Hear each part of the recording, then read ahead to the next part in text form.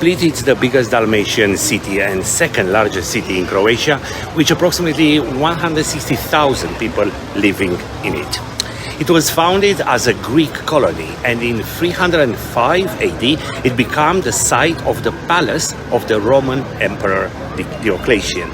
Diocletian was born near modern-day Split in 244 AD. After ruling the Roman Empire for 20 years, he retired close to his birthplace. Before retiring, likely with the end game in sight, he decided to have his palace built.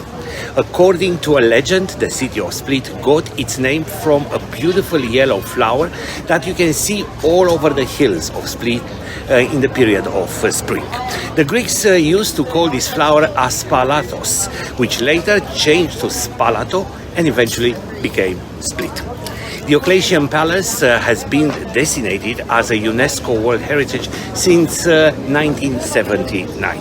Because the old town has been built between the boundary of the original palace, it is remarkable how the old meets new, as buildings have been built around the original palace structure. Splits get over 2,800 hours of sunshine a year, making it a great vacation destination. And today, we had the chance to discover Split in an absolutely fabulous tour, going back in time and discover the history from the Greek and Roman time up to today.